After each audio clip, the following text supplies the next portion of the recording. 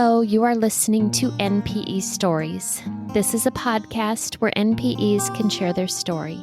I am your host, Lily, and I found out I was an NPE through an ancestry DNA test that changed my life forever. NPE is a term that stands for Not Parent Expected or Non-Paternal Event. This means that one or more of our parents are not who we believe them to be. NPE Stories is a podcast where NPEs can share their story of what their original family was like, how they found out they were an NPE, and what their journey has been like since the day they found out. Welcome to episode 69, and I am already starting to speak with Bob. So, hi, Bob. Well, hello. Good afternoon. Thank you for doing this today.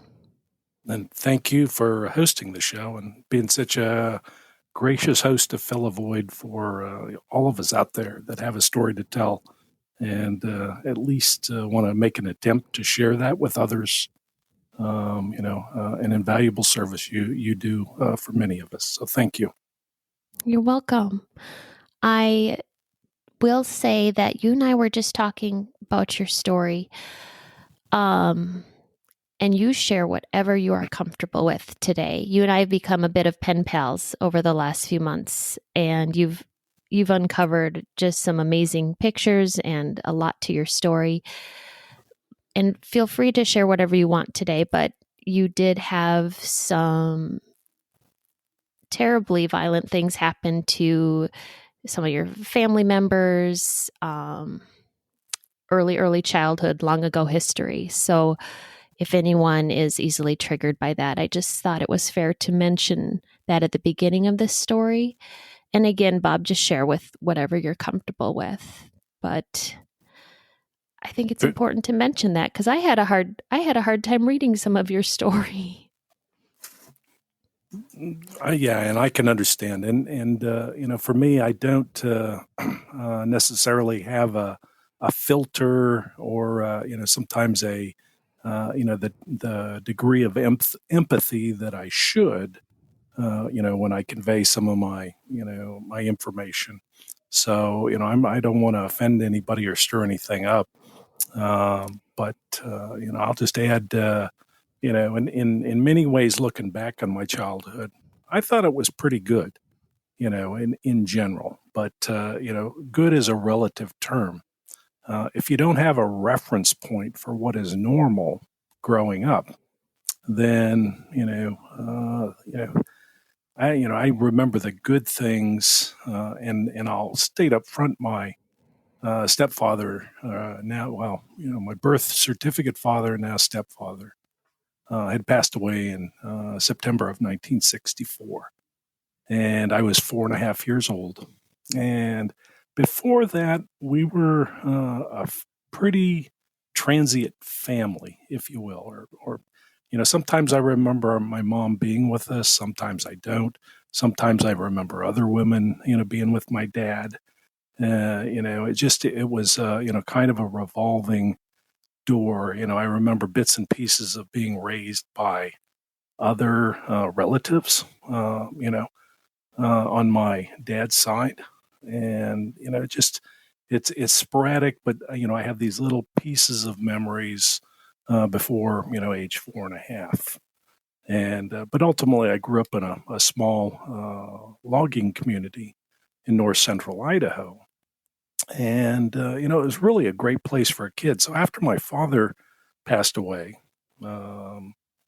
his mother took us in. She was in her probably mid 60s at the time. She had lost not only her son, but the year before that, her husband. And so, she had, a home, a living allowance to live on from her husband's pension. And so, I remember all the good things, riding my bike, running in the hills, playing in the woods, delivering papers, just on and on. Sports, basketball, swimming at the local pool. From that perspective, sunshine, fair weather in the Northwest. There's no humidity back there. The population wasn't a very big community, probably at the time, maybe 2,400, 2,600 people at most. So pretty small, pretty spread out, farming, logging, that kind of thing. So, just as after I'll skip to after my um father died, I will say that I didn't know much about my father. Looking back, I knew that, again, he died, when I was young. And so I also knew that he'd been married at least once before, as had my mother, before my brother or my two brothers and I were born. So I was the oldest out of the bunch, and then one brother was born about 12 months later, and then another brother about 2 years later. Um, but I also had two half sisters from my dad's previous marriage, that lived out in Montana and North Dakota. And we would see them every probably, 6 or 7, years. They would come out to visit. And I can even remember riding the train out of Idaho across Montana to North Dakota to visit them when I was little. So, there was a connection there. And, even over the years, we would not stay close necessarily, but we would, keep in touch.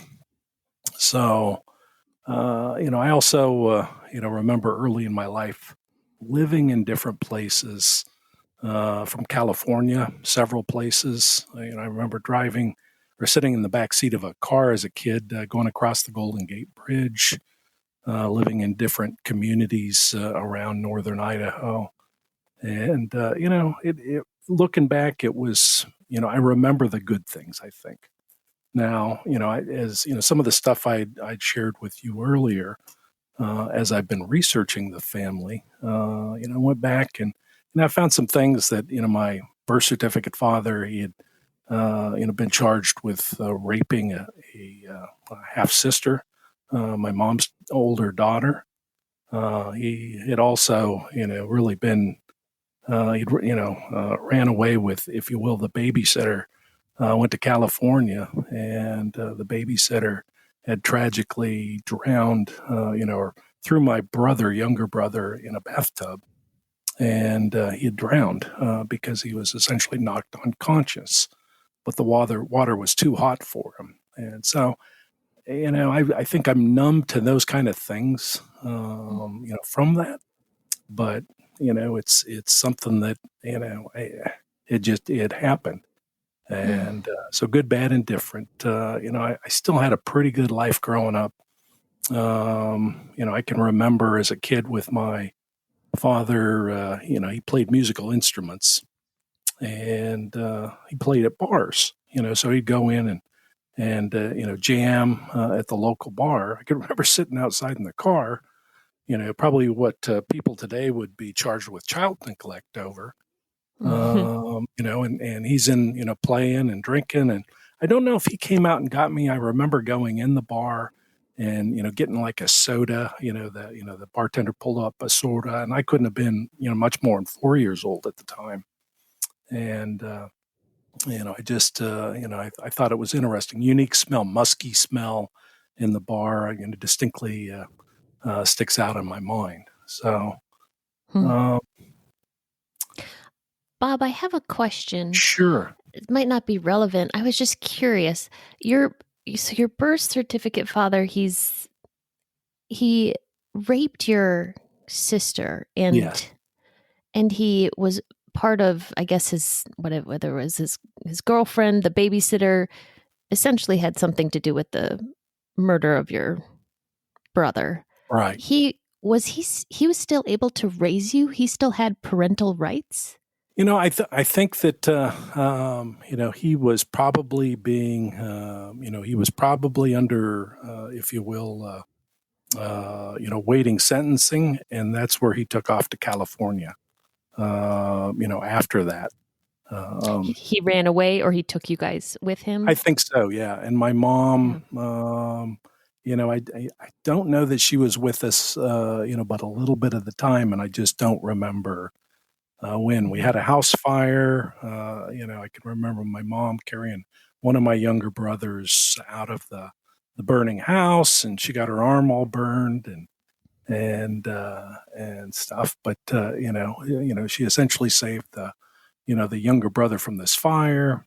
I mean, it was just there was a lot of chaos between my early years from 59 up through really probably 64, 65. And there were different women, I think, involved during that time with my father as well. So it wasn't always the same woman per se, even though he was on his, as I'd later find out, third marriage to my mom.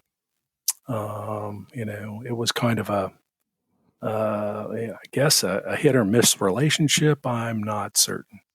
As I would later find out, not many people really cared for my dad or liked him, or had much respect for him.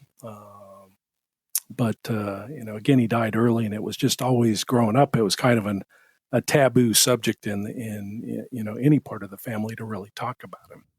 And I remember, we didn't have a whole lot of money, but I didn't know what poor was. I didn't know what I just kid having fun. I could go fish in the creek when I wanted to. In the summer times, go swimming in either the creek or the local pool. And it really was a good life from that standpoint. I got to play with other kids that they had things, they enjoyed life, and they were would share either time with their families, they would share just different holidays, events, things like that. I can even remember the local chief of police wife. She ran yard sales in the community, and she would periodically stop by our house to make sure that I had school clothes. Just because we had some money, but again, it probably wasn't much in the big scheme of things. But I look back on that here recently, and I think, oh yeah, I remember even going to her yard sales and shopping for clothes. And most of my school pictures are from clothes that I picked up at her yard sales or she brought to the house. So that it made life good because there were many people around me that seemed to care about me. And they didn't care they didn't worry so much about what my background was or who I was. Once I became at the front end of being a teenager, I was involved in scouts, and I'd started getting into sports, so football, basketball, track and field. Started traveling different places and doing things. And so from there, it was kind of a normal, I'd say, kid's life with the exception of not having a father. And in some respects, that may have been good because I look back at it now, and I grew up unconstrained, which is different than a lot of folks that grow up where they may have a father figure that's a little more domineering. I kind of had to pick and choose what I wanted to do, and I wasn't always on the best road to path forward in life. And multiple times growing up, I had some mentor in the community, school, a coach, kind of smack me alongside the head metaphorically and say, "Hey, this is no way to advance in life. Here's the right thing to do. Take responsibility. Uh, you know, focus your efforts. You're very capable." And about that same time, I also started to listen to motivational books and speakers. I spent a lot of time in the library. Things like Zig Ziglar, Og Mandino, Norman Vincent Peale. The power of positive thinking. And I just tried to wrap that into everything that I did, you know, and just be positive about life, focused and not let anything down me. And I think that was, in part a defense mechanism, but the other part, it was a way out. So I took kind of a philosophical stand, after I'd screwed up a few times as a kid, and just tried to move forward. So I'm rambling a little bit here as I'm going, but I just yeah, after I left that community, somebody talked me into going to college, so I did that on kind of a whim. I'd saved up a little money working in the woods over the summer, and and that turned out well. I ended up graduating, surprisingly enough, because I was an average student in college. But what I didn't realize when I took an Army ROTC physical was that I needed glasses, and I'd never been to an eye doctor before. So here I am, almost out of college, and I put on these glasses, and I about fell over because I could see so much suddenly. So I got a chuckle, but from there, that really changed how I functioned. I joined the Army ROTC program because they would pay, it was at the time like $90 a month extra, if you joined the program. And I had gotten married about the same time. And I thought, well, this is extra income. I had, essentially worked my way through school doing various jobs and from money that I made over the summer. Um, but at times I was changing tires in the winter at a local tire shop. I worked in the cafeteria washing dishes, and they had some fancy name for it, like head sanitation engineer or something like that. But they were all good, probably minimum paying jobs, to help put a little extra money, in the household. And my wife worked after we got married, my junior year of college, and or just at the start of it. And so I joined the Army ROTC program. Said, "Oh, I'm just going to check it out. It's not a big deal." And then it had to be the sergeant major. He spilled the beans. He said, "Well, what do you think of going in the military?" And Bob's serving 4 years, and I get one of those looks like, "Oh no." And but I ended up doing 21 years in the military in the Army, and Wow. it was a great time. And just I always wanted to go, leave our particular area. That the Army gave not only myself but my family a chance to travel, be different places. We spent time in Germany, and I spent time in Saudi. I spent time in South Korea, and various posts, camp stations around the United States over the years. So it was a good a good tourist service, and it just it was, I won't say it was unusual for somebody from my community or background to go do that, but I felt comfortable there, and I thought that was interesting. So Well, um, thank you for your service. yeah, 21 years. That's yeah. amazing. Yeah. Yeah. So, that's the real essence of me growing up, I guess. Now I'll transition a little bit, just when, how did I find out all this? And, I got to have a little bit of backstory here. I would add that I was working in the Pentagon on 9/11. And after that day, when I got home to my family, I realized I didn't know a whole lot about any of my ancestors. I thought if I died, what would I have to, what legacy would I have to hand down to my kids? And it just really kind of left me speechless because I didn't have anything.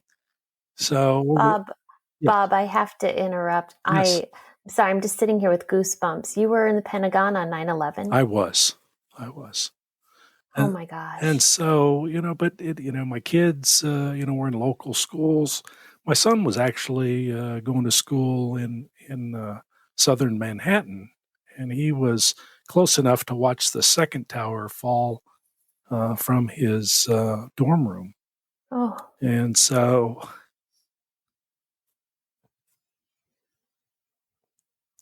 oh,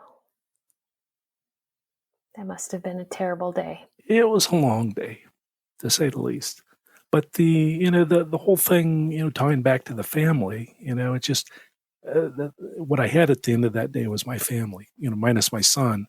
he was trapped in New York City in southern Manhattan. So, I started this, hunt for who is my family? Where did they come from? And, over the course of probably 10 years, I had amassed about 13,000 people. And I, hunted down relatives from Minnesota to, Eastern Tennessee, just all these different places trying to, figure out who am I. I even found I get my birth certificate father's that raised me. His father had ran away when he was about a couple of years old, if that, probably a year old, and he disappeared, and nobody ever never knew where he went.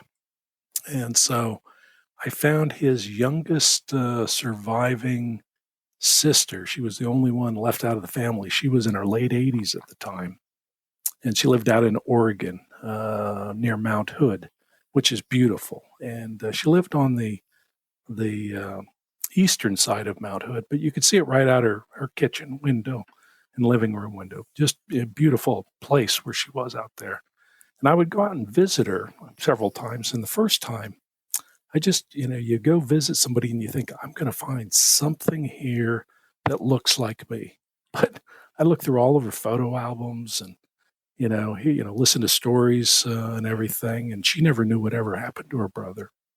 But nobody, it just, they all look different and they're all real short. I'm a tall guy, about 6'2".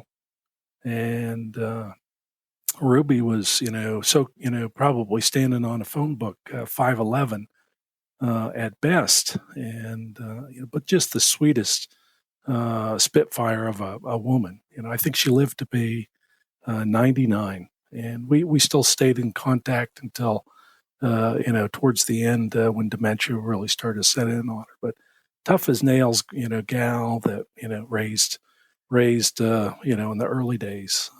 It was just, it was really something just to meet her and stuff. So, but I move on to that and all these places I went where I tried researching family, I just couldn't find anything that I related to. So I built up this database, and I had a good friend that also was doing genealogy. He was adopted, and he had did genealogy on all of his adopted family, but ran into some brick walls. Kind of found everything he could find. I said, "Well, why don't you think about doing your biological family?" He said, "Well, I don't have much information on them." I said, "Well, take a DNA test."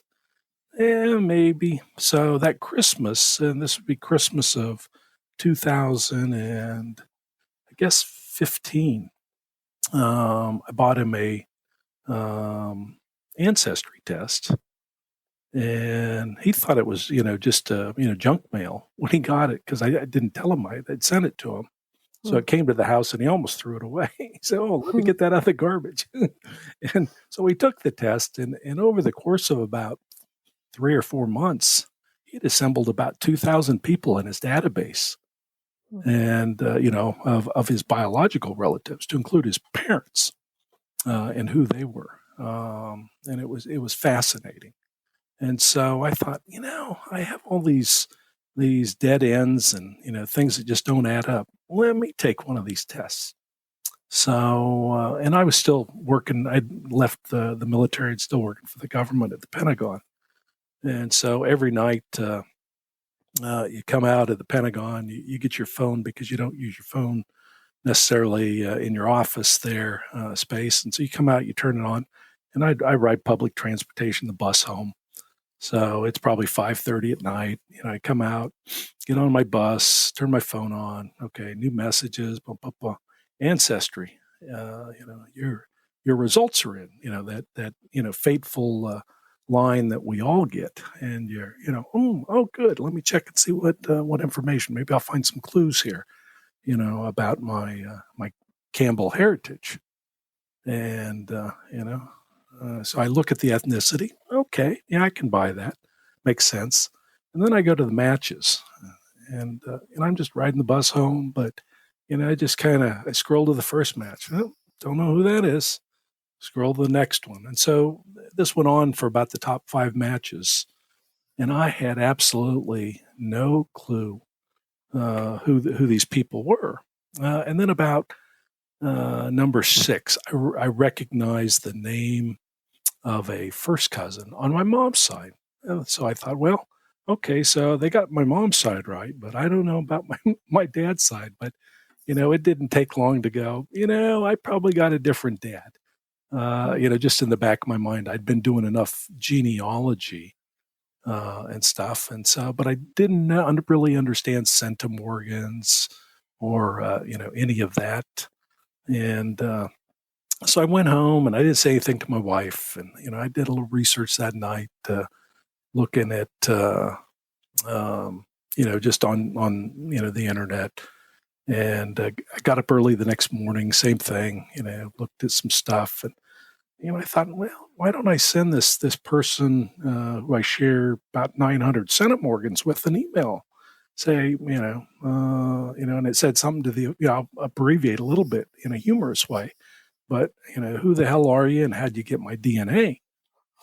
And and it was a gal that I would learn, younger gal in her 40s in North Carolina, and I don't know anybody from North Carolina. And, so we bantered back on email a little bit. And she goes, let me call my mom. She'd send me an email, I'm going to call my mom, this and that. I said, well, this is who I am. This is where I grew up. And these are, kind of, my life stories. But, I would have had to probably be conceived in this, general region in northern Idaho is all I can think. And so she would just keep coming back and she goes, just what you told me. I called my mom and she knows some of these same people and she remembers going to, an Aunt Verdi's, who was my grandmother, to get stuff from her garden, and I went, I don't remember anybody. I remember a lot of people coming to our house. My grandmother had these gardens. She would sell vegetables and some fruit out of it, to supplement our income. And, we had a lot of people come and go, but it's possible, we could have met there or something. I just didn't know. So we go back and forth. And finally she said, let me, I shared my Facebook page was what it was. And she came back and she's, with the thing, she said, can I call you? Sure. And she said, oh my God, you look just like my grandpa. I said, okay. So, and I'd looked at the trees. I knew I was in the ballpark for, what family that I probably was connected to. I figured out there were a number of brothers, like 5 or 6 brothers from that family. And so, by the next morning of us going back and forth and then talking a little bit on the phone, and then the next morning I get up and I still don't know absolute, but I have a pretty good idea who my biological father is. And, I have the 2 emails. One's from Ancestry and one is from this gal I'd been talking to in North Carolina. So I open it up first and her name's Angie. Angie says, good morning, Uncle Bob. Welcome to the family. And holy crap. And then I opened up the Ancestry one. And in Angie's email, she articulates Aunt Randa, she posted her DNA last night too. So as it would be, this is my new half sister. We did DNA tests at the exact same time, give or take, 56 years later. Because we're 4 months difference in age. And so, it was, fascinating. And then within a week, my aunt, from my dad's younger sister, my biological father's younger sister, she also posted her DNA. So what I didn't know is there had been a big rush, at one of their family reunions to collect DNA samples and, send in kits. So I start having all these relatives popping up just right and left. And again, it's all at, virtually the exact same time I take the test, Oh, wow. which was just fascinating, Mm-hmm. from that aspect. So I see, if you will, I sit on that information, kind of evolve it, and I wait for, I know Sunday morning, and so probably mid morning, my wife and I, we're making breakfast and stuff, and then I sit down and stuff, at the small table in the kitchen, and I said, "There's something I need to tell you." And she looks at, I never do that with her, per se, but she gets that uncomfortable feeling. Okay, well, what is it? Are you gonna die or what? I said, well, I took that DNA test, and she gave me one of those, just glares. Oh shit! And I said, my DNA test indicates I have a different biological father. And she just physically, bent over. She was, sick. And then she straightens up. She looks at me. I told you you didn't belong to that family. Mm-hmm. I was right. So that was a joke between us growing up, if you will, in our early years and stuff, because I just didn't look like anybody in my family and stuff. So, give or take about 30 days later, I went out to Idaho and met some of the relatives, specifically the aunt and her daughter, who's the genealogist for that the new family's line. She's the main genealogist, and so they came to the town that I was in, and um, we met on let's say a Sunday, or maybe a Saturday. They came and they brought me this huge photo album that they had assembled over the last month of all the family history and leather bound, nice, fancy, photo album. And they said, here's your family history. You got a lot to catch up on. Let us know if you have any questions, kind of a thing. And we visited for about a half a day.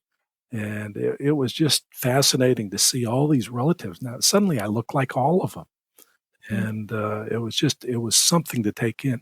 But even when we went back, um, I had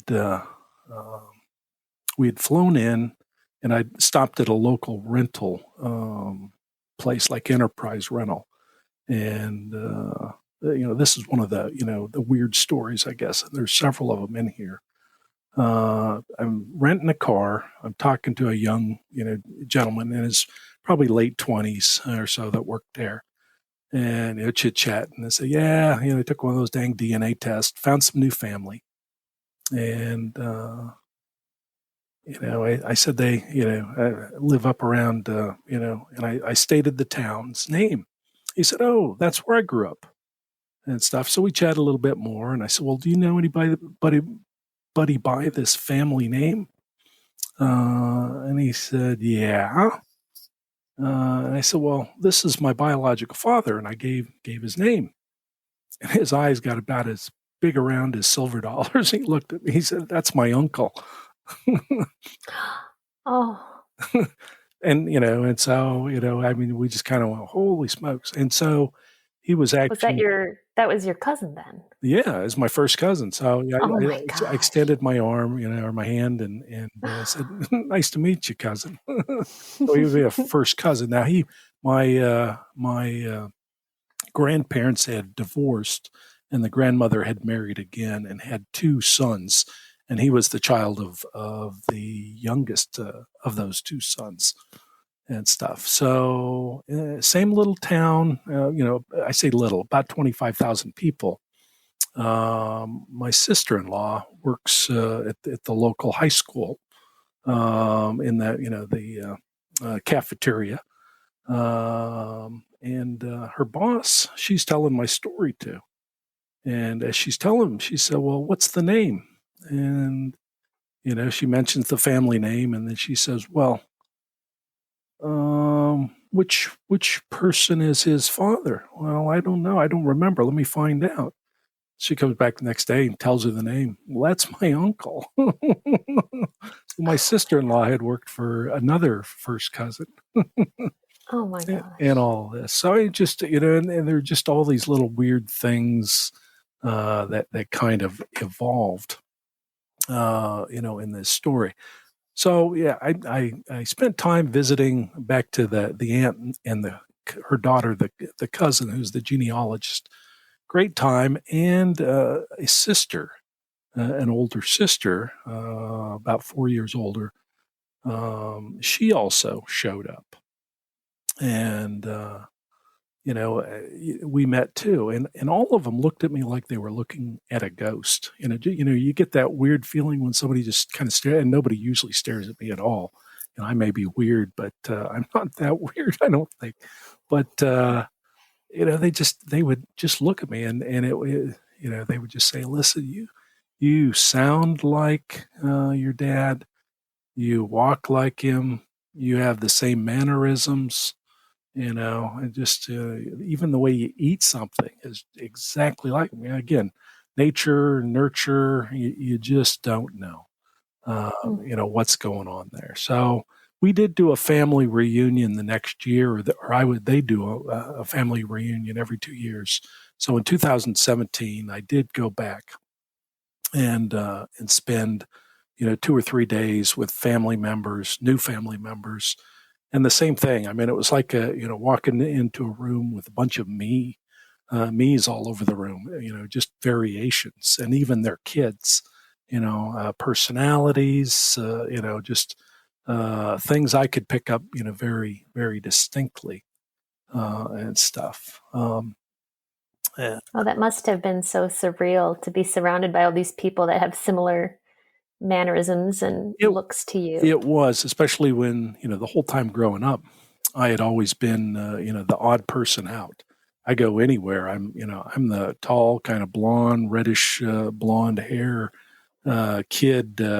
Growing up, I'm a foot or a head taller than anybody else in the room, and just I was no small kid. I think in seventh grade I was 6'2" and give or take 200 pounds. Oh, So wow. just I matured real early, and then never really grew after that. But I could get away with a lot of things, adult things at that age that most kids couldn't. And I probably won't say those on here. But so there were pluses and minuses of not. I don't know that I don't have any regret about all of this. In retrospect. Um, Looking back, I mean, we all are given a path. And sometimes we just don't realize that, we've got to use that path to kind of build, to go on to help others, just like you and your experiences, Lily. Things happen in your life, they empower you to do things. And, in your case, you're affecting thousands of people, if not tens of thousands. And even down the road, that may be, hundreds of thousands, as time goes on for your effort. But I think we're all put here to do something. We're all given a path. And, that's just how I choose to look at it, because back to, I think my positive thinking, outlook early in life as a survival skill. That's where I go. Now, I mentioned, my sister did the DNA test essentially at the same time I did, along with a number of other relatives.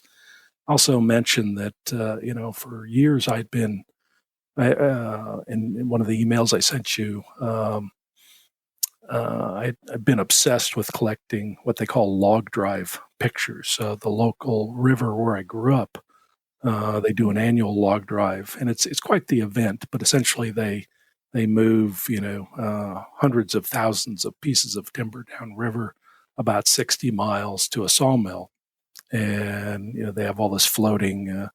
Paraphernalia, boats, and they're loggers are working log jams. They call them river rats. They call them a number of things.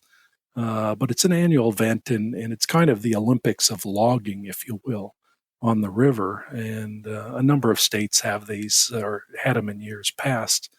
And so what I realized after talking with one of my sisters is that she said, "Oh yeah, Dad always wore a yellow hat. When he participated in log drives, and so I know he was on the last one." And so when I went back to look at the pictures that I actually had 5 or 6 pretty good photos of him participating in this log drive that I didn't even know why I was so obsessed with collecting these pictures. And it just it's amazing how that happens. Or another little side story. When we were back for the reunion, I took my family too, my son, daughter, grandson, son-in-law, and a wife, and we had a nice visit and everything. And then I don't know, we were waiting somewhere in a local park, and my grandson went over to I'll call it one of these little sand shovels, and he was playing with the sand shovel. It's kind of almost like a mini backhoe. It's got a bucket on it that'll dig in the sand, and then they got 2 arms. You pull them back and forth, and then you can spin like on a pivot and dump the sand in another pile. And so he was playing with that quite a bit. So we took a couple pictures. Well, later that week, when I'm visiting my uncle who lived in that nearby, that town, he's shown me some photos, and he's got a photo of my biological father on that very exact same shovel. And Oh my and gosh. he's in his, let's say, probably 60s, and he's playing on it. And it was just it was just weird that my Mm, grandson was drawn to it.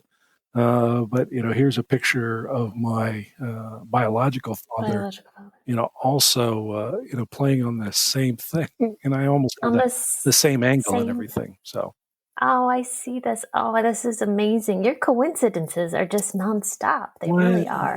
yeah, and they go on and on. I would say that I would add that through my life, I always felt somebody was watching over me. As weird as that sounds, Mm, don't know who, but I will say I've probably had a good 5 or 6 close to death experiences, accidents, driving off the road, 9/11, all those kind of things where oh, I just happened to be at the right place at the right time.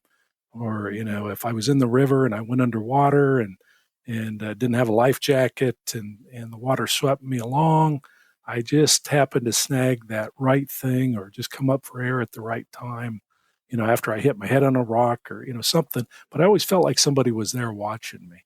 And when I, go back and add all those things up, it's almost beyond coincidence. It's just kind of mhm, weird that somebody, was seemed to be pointing me in the right direction. So I'll throw that in mhm, there, and then I would mention clues. Growing up, I can't tell you the number of people, probably 100 times growing up or more.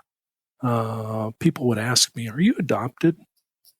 And I just no, because I didn't know any better. I just no and stuff. I was in high school, and a friend of mine moved from a local school, local town, and he, um, what I want to say, as he, moved to our area, we became good friends and we'd ride around. But he still worked at a shop. I'll call it a mechanic shop for logging trucks back in his old town, and that's where my biological father and uncle lived.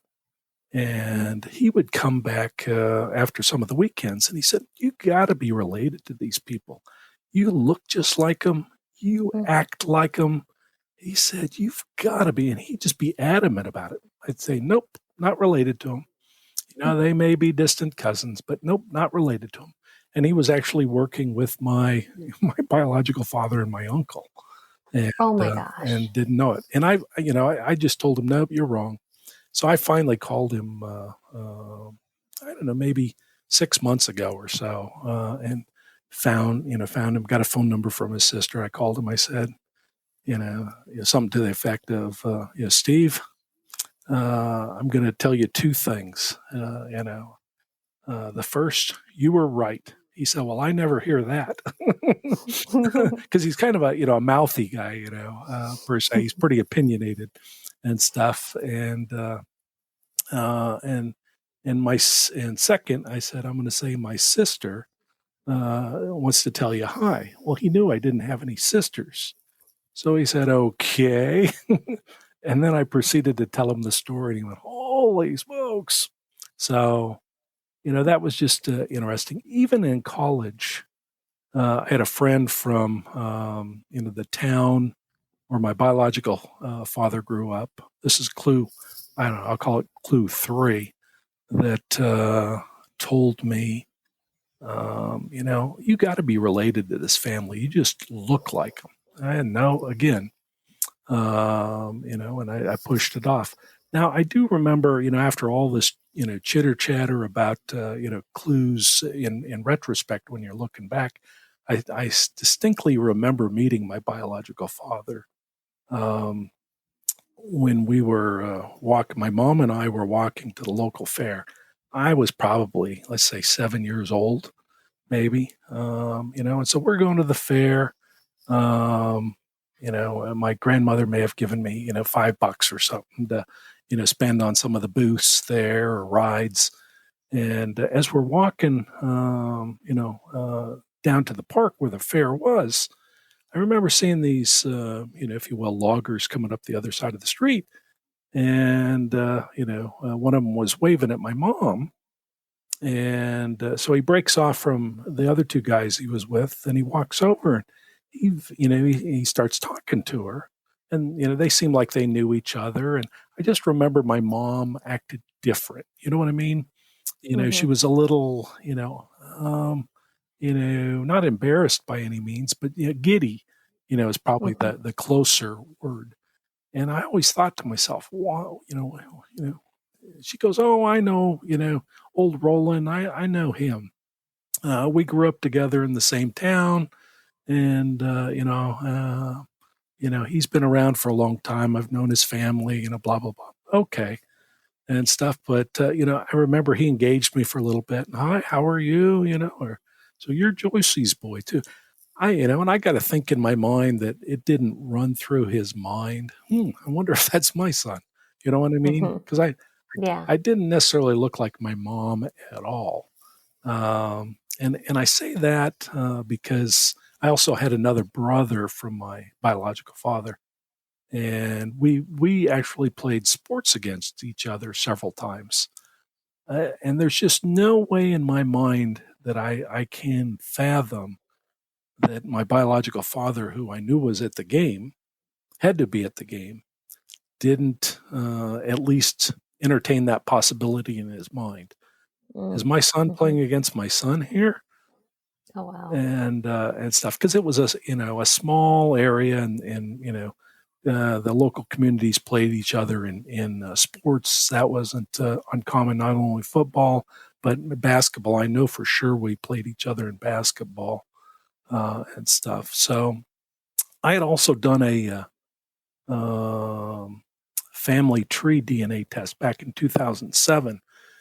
Trying to find my Campbell roots. I think it was a Y chromosome test specifically.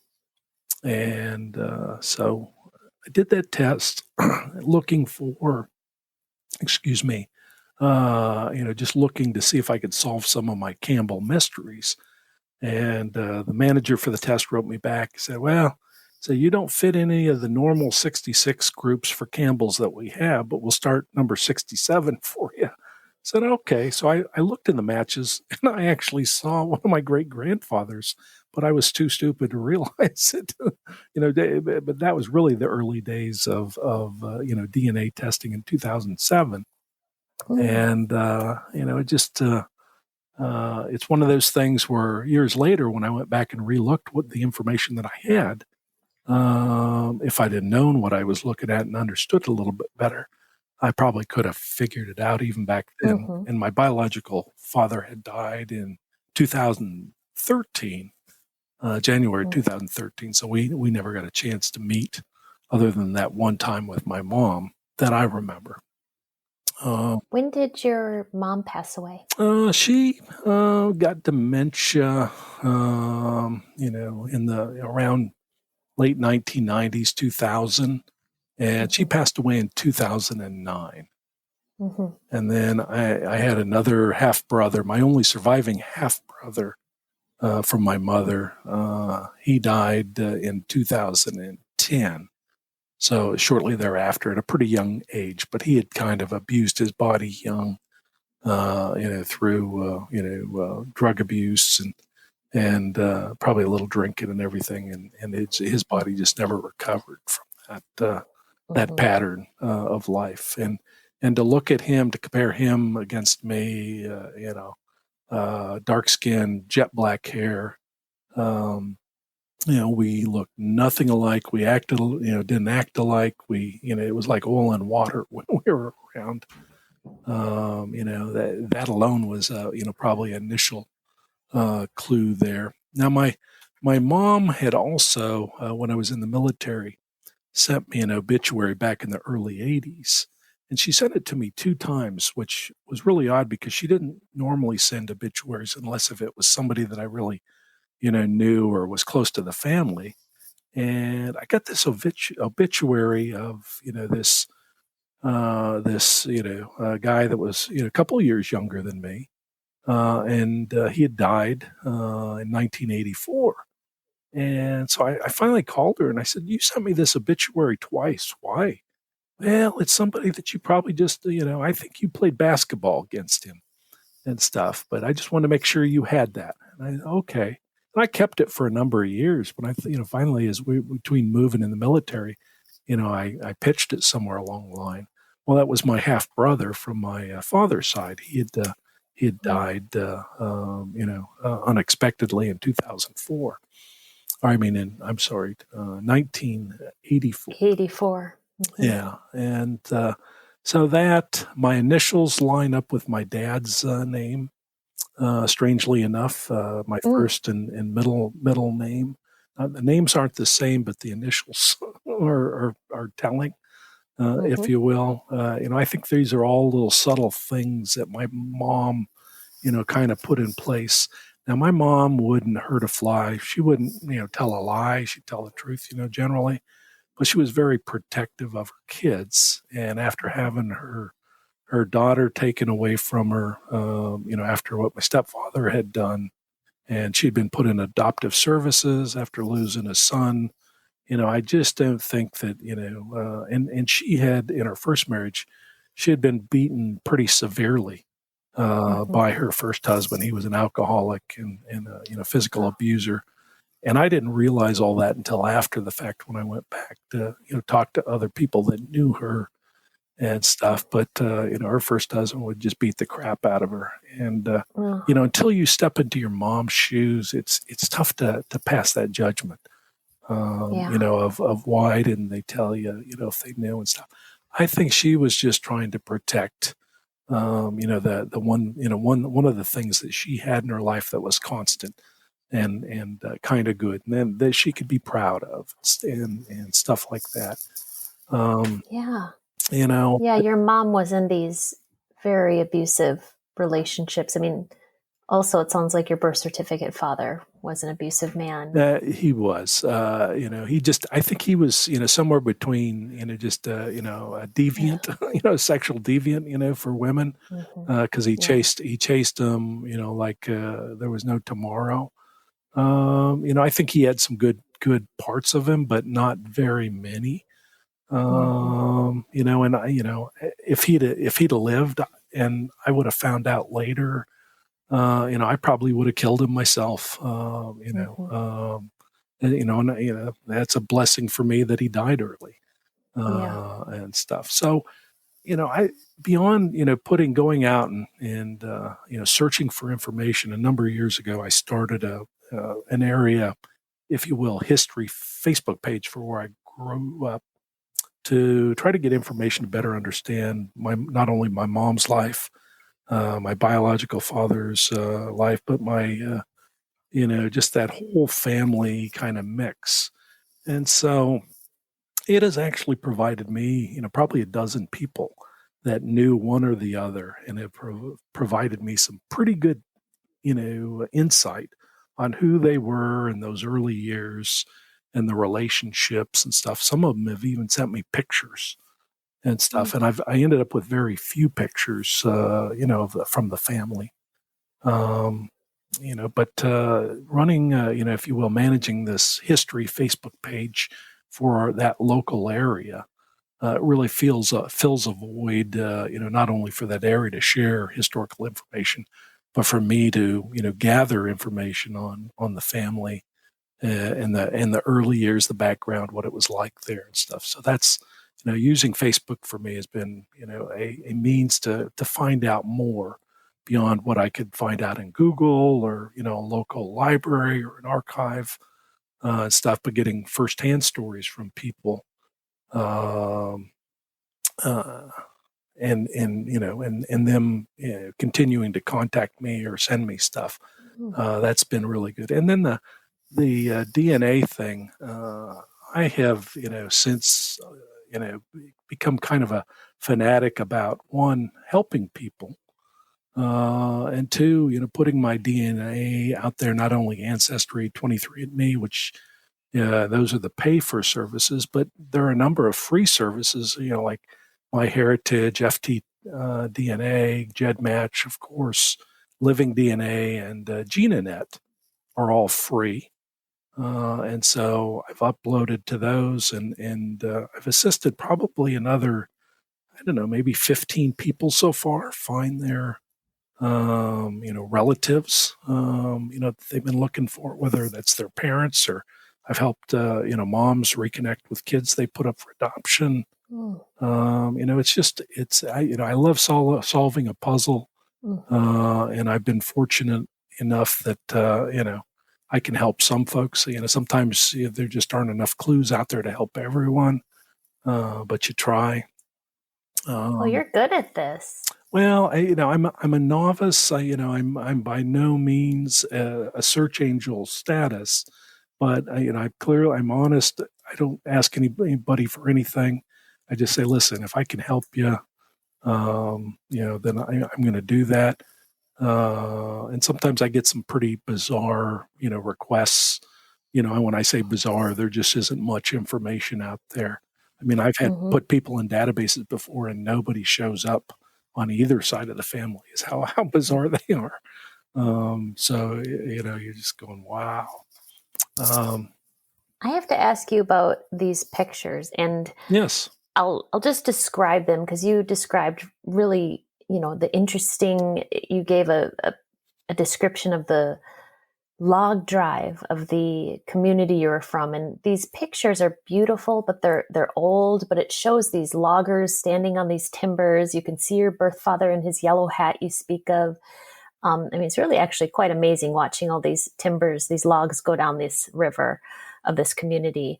But where did you get these, not only the pictures, but you even have newspaper articles, and I'm just describing them. Obviously, it's a podcast, so you just have to imagine them. But is it because you work for the Pentagon? You Oh, have no. access? That's completely an independent hobby.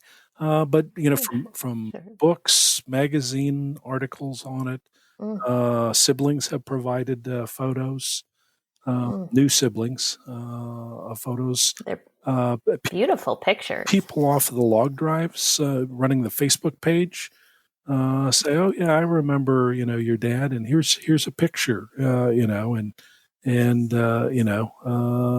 it's just really, they seem to kind of come out of the woodwork. But I've been so obsessed with the log drive for a good 15 years in collecting these pictures as they come up in different articles and stuff. Um, I just, I've been kind of hoarding them almost. And, Hmm. when I learned the story of the yellow hat, in fact, Disney made a movie as part of that last log drive called Charlie the Lonesome Cougar. And my biological father is actually in that as well. As just not an extra, I guess an extra, on I think the Wanagan as they're, going down the river and stuff. But it's just fascinating, and I used to enjoy that particular movie a lot when I was a kid growing up. But I didn't know my biological dad was in it. Oh, isn't that interesting? Yeah. Now, I'll say that, sidestep a story before I forget, but it's pretty neat. I told you earlier about Ruby, the great aunt from my birth certificate father's grandfather's Oh, younger yes. brother. So lived out in Oregon, Mount Hood, and she gave me this beautiful handmade artisan quilt made. It was made for her mother's. It was her grand. I guess it'd be her grandmother's wedding gift for her mother, and so her grandmother and her aunts on one side of the family had all gotten together, made this beautiful quilt. I mean, just exceptional. Velvets and all this really nice material, hand stitched, and then I don't know if the decorative stitches on top of that and put together, but this quilt had survived very well in Aunt Ruby's cedar chest. And so she knew she was getting old, and she said, "I'd like you to have this. You care about our family history." And so we had it for a number of years at our house here, hanging up, and we'd bring it out and, keep it, kind of as museum, quality as we could, bringing it out and stuff. But I mentioned I had two half sisters from my birth certificate father's earlier marriage. And again, I stay in touch with them and stuff, but I still had the itch to find out, more about that family. So I talked them into both doing a DNA test, ancestry DNA test, and I found another half sibling of theirs.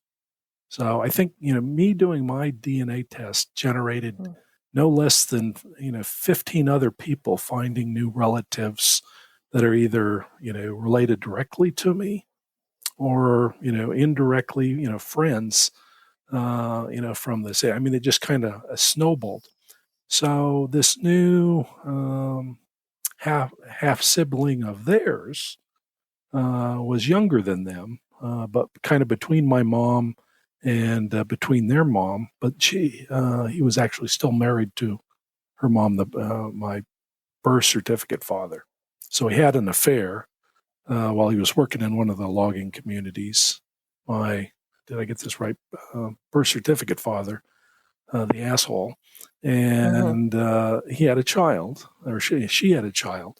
And then I don't know that he ever knew that, but he had taken a DNA test, but he popped up, pretty high on the level. So I actually knew his wife back to the Facebook page, contacted his wife, and I said, "You know who these people are?" He said, "Well, yeah, they're my in-laws."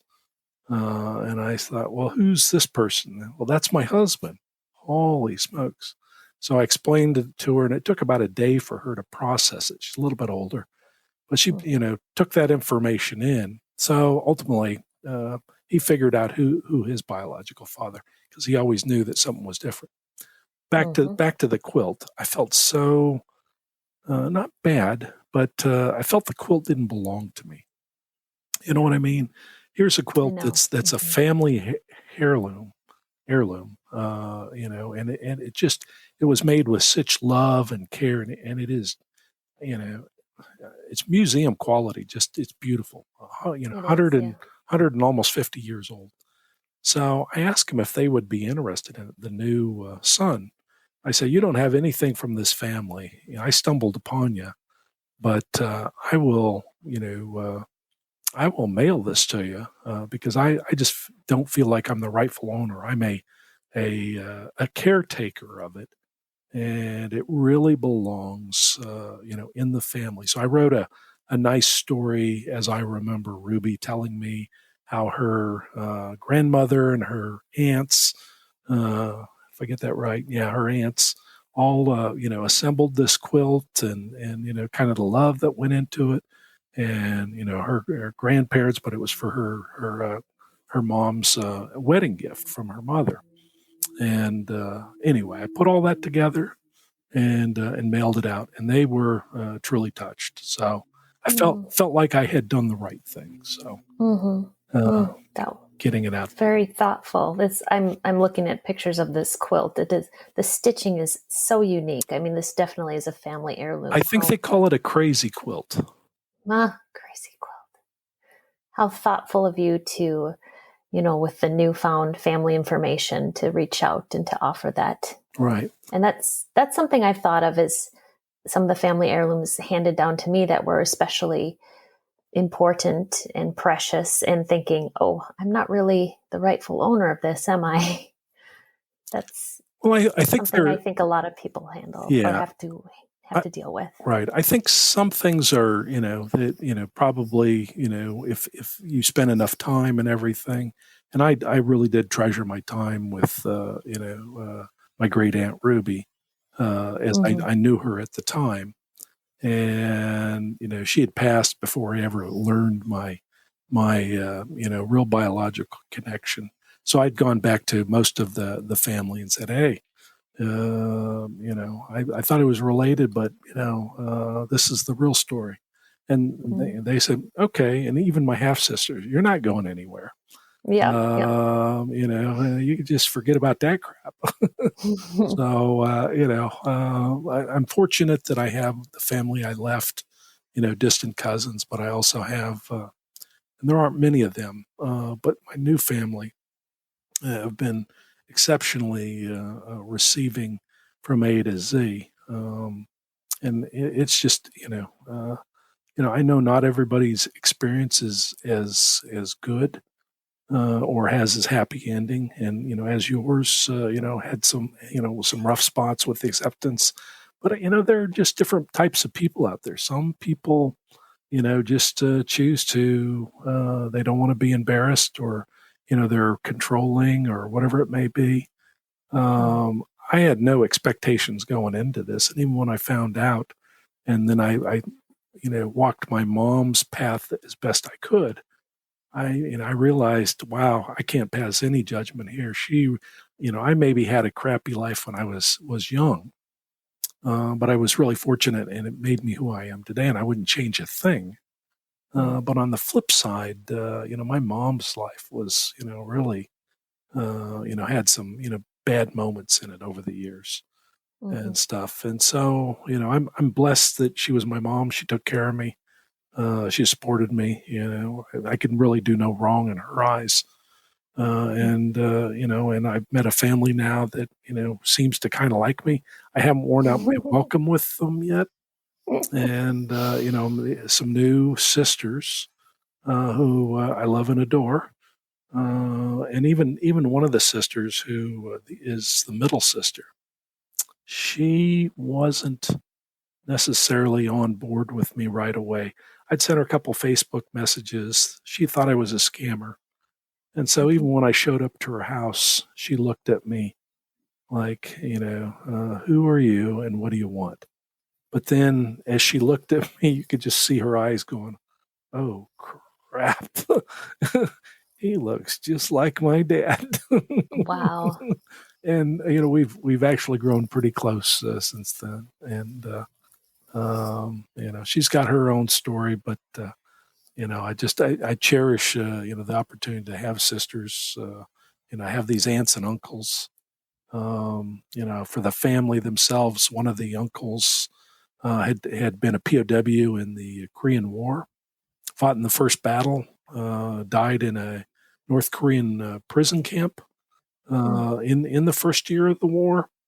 And the family didn't have much information. So fortunately for me, where I work, I've got some access to get some of that information, and it's normal request channels. But I just happened to talk to a couple knowledgeable folks that pointed me in the right direction. But I was able to recover or get a set of medals presented to the family, Oh, to the wow. next of kin. Had a flag, several flags flown over the Pentagon in his behalf on his Oh, 70th anniversary of his death, which was just on the 31st of December of this last year, and mm, send those out to the family.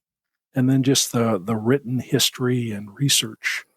There's actually a group of folks that's all they do for POWs that don't make it home. They follow up.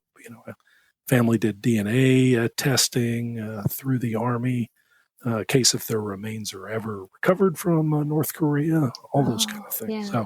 So very fascinating. So Oh, it's that is. it's like I'm a person that family needed to put some things together and to be able to help them. So I've been thankful that again they tolerate me and they accept me and I can contribute a little bit. Oh, absolutely. And Bob, I forgot to ask you this before I pressed record today. Normally, towards the end of the episode, I ask if someone wants to know more about you, how could they do that or how could they reach out to you? Is that even an option for you? Sorry, I forgot to mention Yeah, that no, I'm before. I'm I'm fine with that. They can reach out to me directly, or they can reach out through you, whatever's easiest. It doesn't matter. I can give my email. It's just a Gmail address, and that's OROFINOMANIAC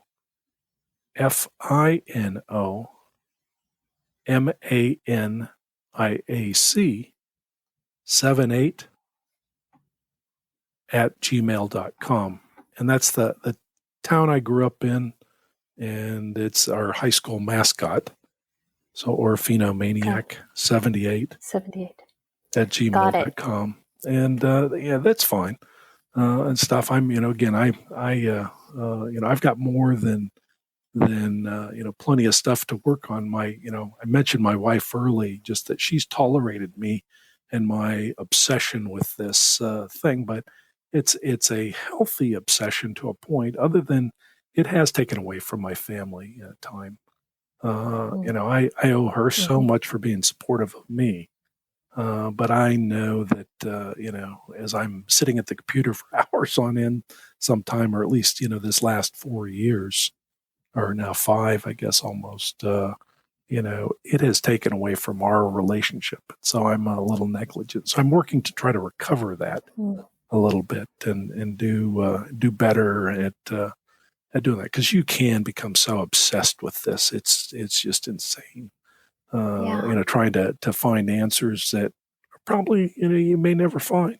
What you have to do is find your happy place. What makes you happy? Where are you going to go? What are you going to do for you, and how are you going to contribute to help others out there? And so I put my DNA every place I can, in all these databases, so that others can find their way. Because not only are we looking for people, but other people are looking for their people. And I think that's an important aspect to keep in mind. Mm, yes. And thank you for crediting your wonderful wife. All of us have, a lot of us have spouses that are putting up with us as we're obsessed with this. And it's a balancing act, isn't it? From being consumed with what we're learning and what we're finding to sometimes just having to step away from it for a while. It is. It is a balancing act. And I probably get, a scale from 1 to 10, maybe about a 4 sometimes in relationship skills. And, I'm a little slow. I just assume a lot of things, and I don't always consider those around me. So I'm a little self-centered. I know those things. It's my personality type. But I owe her so much, and Mm, she has taken care of me all these years, years and years in the military. I think out of a military career, I was probably gone away from home better than 6 or 7 years. wow. Deployed places, just gone. You get a phone call Friday to leave on, Saturday or Sunday, and then I can't tell you when I'm coming back, and or if I'm coming back, my insurance Oh, paid up, I got a really? will, I've got all my shots, here's power of attorney, good luck. And, that is some tough stuff to leave, on a military spouse. So, my hat's off to all of them out there. It's a tough life Wow. for that part of it. Now, as I Mm, stayed in a little longer, it gets better, but those early years were just, I enjoyed what I was doing, but or when you come home and your kids don't recognize you and they're scared of you because they don't know who you are because you've mm, been gone so long. That's heartbreaking. mm. But I think my kids did okay. Yeah, they've gone on. My daughter's a social worker, and she I think I mentioned earlier, but she recently reminded me. She said, your early childhood was really pretty traumatic. So don't try to say it was all fun and games. Mm-hmm. Mm, Social workers are my favorite people, right, by the way. right. Oh, yeah. Yes. So, Bob, thank you. You're Thank you welcome. so much for sharing today. I know you could have so much more because I'm going through my notes here of what we've talked about and what you've written to me over the months. But is there any last thing you wanted to make sure and put into your story today before we close? I just, I wish everybody, the best out there in their search, their hunt for others. My heart is with you along with all the hearts of, all of the NPEs out there. Again, we're all thankful that you take the time and energy and devotion, passion to do this show, and give us a media to at least speak our piece, and we're very fortunate to have that. So don't give up, but don't expect miracles either. Things happen for a reason. Try to look at the positive light for, okay, given this turd that I've been given, as good or bad as it may be, how can I turn it into a shiny piece of gold and help others? I think that's the one thing I take away from all this. That I'm going forward with, because that's just my center of gravity. And sometimes weird as it may sound, I think others are call them ghosts or whatever. Somebody's pushing me to do that. I don't know who it is. Learning this information, I think it was Maya Angelou. What did she say? Something to the effect: "New information will change me, but I will not be reduced by it." And I think that statement that she, had, that quote that she had, is very fitting for all MPs. We should not be reduced by the information we learn, but we should be empowered by it. Thanks to Bob for sharing today. These stories are here for us to identify with. If you are an NPE and would like to share your story, email npestories@gmail.com. You do not have to give any identifying information. If you are an NPE and would like to share your story, I'd like to hear from you. Subscribe to this podcast to hear more. Come, heal with us.